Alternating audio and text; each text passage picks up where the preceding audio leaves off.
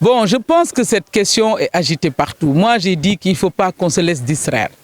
Je pense que c'est de bonne guerre que le président Macky Sall a agité cette question dans un contexte où tout le monde est en campagne pour les locales. Une distraction. C'est une façon de nous distraire.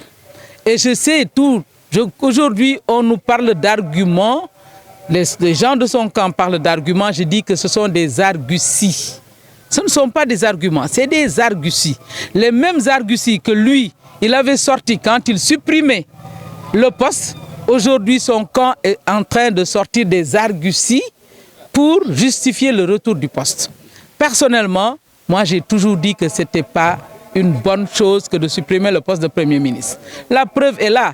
Tout ce qu'on a pompé dans la Constitution à l'époque, on est en train de le remettre dans la Constitution, à savoir le fait que le président puisse dissoudre l'Assemblée, le fait que l'Assemblée puisse faire une motion de censure, le fait que le Premier ministre puisse aller devant l'Assemblée pour que les questions d'actualité puissent être traitées par les députés, c'est-à-dire c'était une grande aberration que de supprimer le poste de Premier ministre.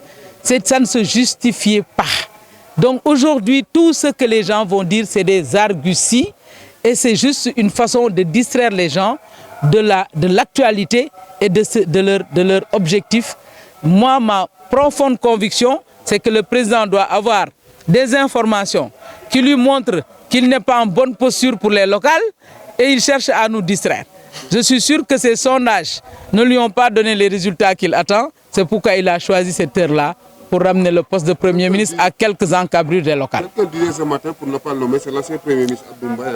En espace de 9 ans, Macky Sall a au moins touché la Constitution au moins 6 fois. Est-ce que ça ne fragilise pas vraiment cette charte? Mais vous savez, moi je l'ai dénoncé à plusieurs reprises. J'ai dit aux juristes, j'ai dit aux constitutionnalistes, reprenez la Constitution, vous allez même voir des articles qui vont se contredire tellement que la Constitution a été manipulée, violée pendant ces 10 ans-là. De Macky Sall au pouvoir, manipulé, même violé, c'est clair. Donc c'est inacceptable. J'ai été une fois à une rencontre où de grandes personnalités de ce pays se sont demandé si on avait la constitution de 2001 jusqu'à présent ou si c'était la constitution de 2016. Personne ne s'y retrouve plus. On a toujours la constitution de 2001 qui a été votée par référendum. Mais cette constitution de 2001 a subi tellement d'assauts sous Macky Sall.